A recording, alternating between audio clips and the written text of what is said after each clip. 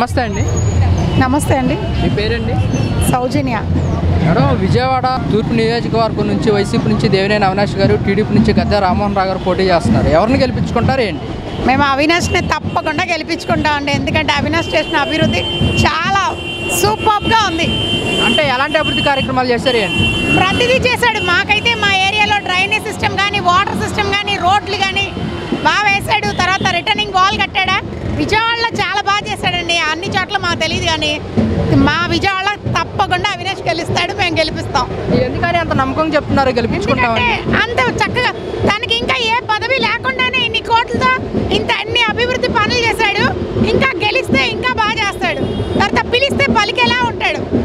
మరి గద్దె రామ్మోహన్ రావు గారు గెలిచారు కదా, ఆయన గెలిచాడో ఓడాడో మాకు ఇంతవరకు కనపడిన కూడా కనపడలేదు.